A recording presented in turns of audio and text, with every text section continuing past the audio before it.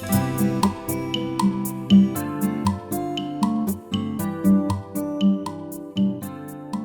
friends, my name is Kim. Welcome back to Healing Cottage Homestead. Welcome to my kitchen. I'm so happy to have you with me today. Today is Labor Day and I have a case of the Lazies. If you follow me on Instagram or Facebook, you know that I spent time yesterday in my other business, which is Miami Street Cottage, and it's a thrift and resale business. And I spent time resetting my booth for fall. I spent about 3.5 hours and I am still exhausted.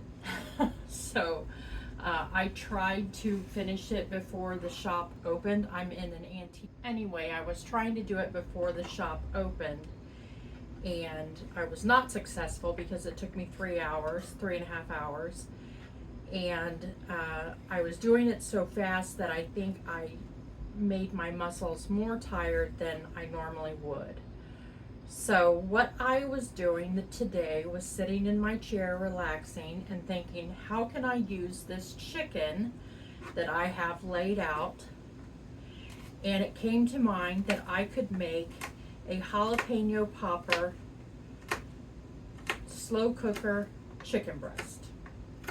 And it'll just be 3 ingredients. And you could do it one of 2 ways. Now, I'm not going to use much jalapeno because we know that I am not a fan of heat. Actually, I can't do a lot of heat. So I removed the seeds and the veins, and I should have had gloves on, but did not. I think for the amount of chicken that I'm going to use, this will be enough jalapeno for me.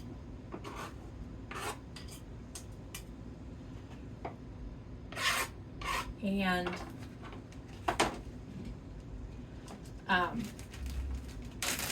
anyway, you can make it one of 2 ways. You can, sometimes jalapeno poppers come in with cream cheese stuffed inside of them, and sometimes they come with cheddar cheese stuffed inside of them. This is actually going to be 4 ingredients.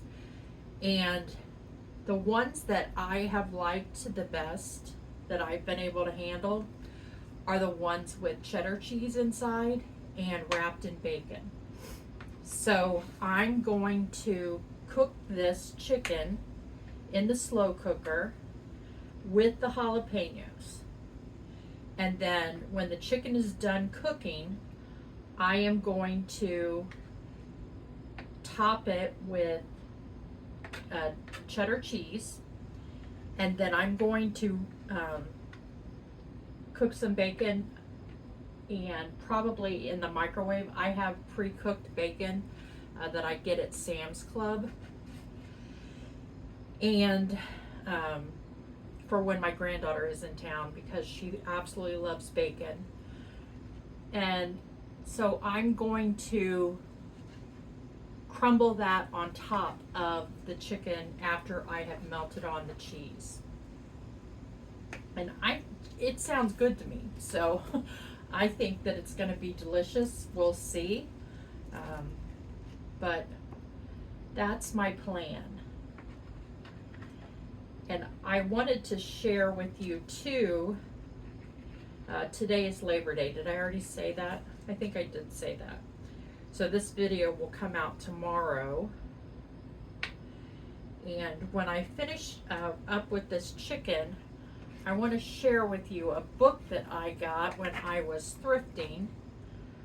Most of my cookbooks, well, almost all of my cookbooks, I have gotten thrifting. As I mentioned, I have a side business where I do thrifting and resell. And I always look for cookbooks. I have, my back room is filled with shelves where I have probably close to 700 cookbooks now. The last time I checked, I had over 600, but I may have close to 700 at this point. And I don't necessarily use them exactly as written in the recipes. I tend to modify things. I'm going to go ahead and top this with the jalapenos. Yes, this is definitely enough jalapeno for me.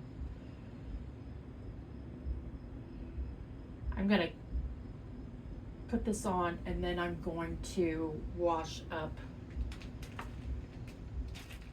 So I am going to cook this on high for about 2.5 hours. 2.5 hours, it should be done then. Then I'm going to come back and I'm going to top it with the cheddar cheese, and I'm going to let that melt, and then I will take it out and put the crumbled bacon on top, and we'll give it a try. So this is the book that I found, 759 Secrets for Beating Diabetes, and I've just started it, but I wanted to read one paragraph that really is the epitome of why I started my channel. A diabetes diagnosis often brings with it a mind-numbing barrage of medication regimens, testing schedules, meal plans, and more. For goodness sake, even if you didn't have high blood pressure before, you do now. Frustration levels run so high among patients, it's no wonder that diabetes burnout, frazzled patients on the brink of giving up, is a major concern in the medical community. Some people get so overwhelmed that they throw in the towel and revert to their old habits. That is exactly the reason why I started this channel, because I wanted to show us that we can make simple recipes that taste really good, that anyone in our family, they're family friendly, so anyone in our family would eat these recipes. We can do that while also staying under 45 grams of carbs, eating fiber, and just being diabetic friendly in all that we do.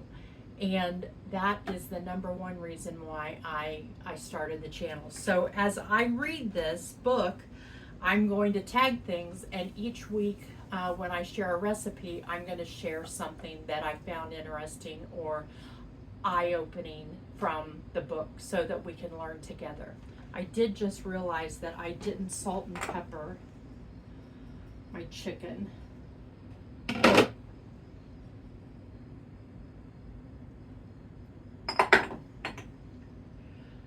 You'll notice I switched hands. That's because I'm a little bit vain. As I lose weight, my skin is not tight. And so I noticed in a video that when I was shaking salt and pepper, that my skin was shaking. And I just said today, I'm in a, I've shared with you before that I'm in a membership community, Little Mountain Ranch. And one of the things we do each month is have a challenge. And this month's challenge is to get moving. And I've noticed in my legs that my skin is a little saggier. In my arms it is saggier, and obviously in my stomach it is. And so I need to start figuring out how to tone up a little. I'm not going to remove that. I'm 55 years old, and I've spent 30 years at my previous weight. So the damage is already done, but I can make it a little bit better. But forgive my vanity when I switched arms, because I didn't want you to see my arm shaking around. And that's the kind of stuff, I mean, you may not care about that. That may not be something that matters to you, especially if you're on my content for more of my homesteading and food preservation type canning, gardening, and that kind of content. But if you're here as someone with diabetes who's trying to lose weight and get to a healthier lifestyle, I think that kind of sharing and honesty and vulnerability is part of why you come back to my channel. And so I always want to keep it real. So we'll come back in just a couple hours and we'll give this a taste. Okay, it's been 2.5 hours, And I forgot to mention earlier that if you were going to use cream cheese, I would cube the cream cheese and add it with the chicken and the jalapenos before you start cooking it. Just the cheddar needs to be added after.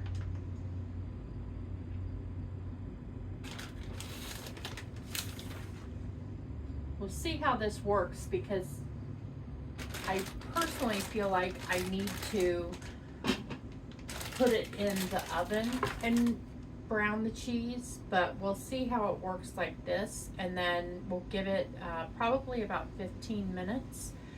I'll keep an eye on it, and then we'll come back and top it with the crumbled bacon.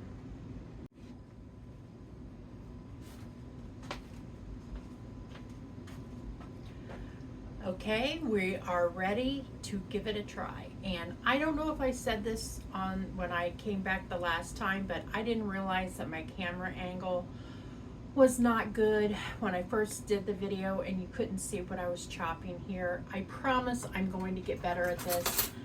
I keep testing out different angles and different heights of the tripod, and so it'll keep getting better. So here is our finished product. I topped it with the crumbled bacon. It smells delicious. We'll give it a little taste. Make sure I get a little bit of jalapeno. And by little bit, I mean little bit. Oh, I think I dropped my jalapeno.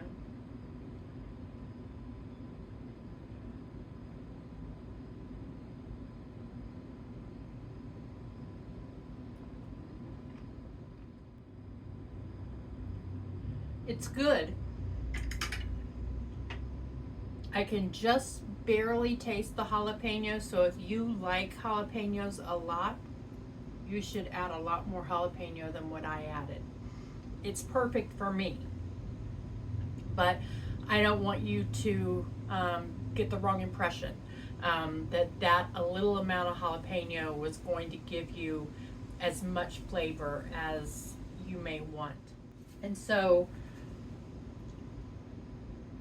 I want to give you the nutrition information. So we're looking at 340 calories, 110 milligrams of cholesterol, so a little bit over that 100 milligrams that I like to stay at, but that's because I added the bacon. Only 3.5 grams of carbs, so very, very low carb. I forgot to look up what the fiber was on this. 19 grams of fat and 36 grams of protein, so not bad at all, and I think it is a very, very tasty dish. So it would be more moist if you use the cream cheese than using the cheddar cheese, but that's totally up to you, whatever it is that you would prefer. But I think we have a winner. So if you like this video, give it a thumbs up or a like. You can follow me on Instagram, Facebook, and TikTok. I post videos every Tuesday and Friday at 5 p.m. Eastern that are diabetic friendly. I post videos every Sunday at noon Eastern that are more the background of what we get with how we get here. So the food preservation, the gardening. I did grow these jalapenos myself, and the different elements that more relate to the home and the homestead part of the channel.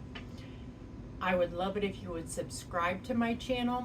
It really helps me and helps people find my channel when they are searching for diabetic friendly recipes. But I really, really enjoyed our time together today, friends, and I look forward to cooking with you again soon. Take care.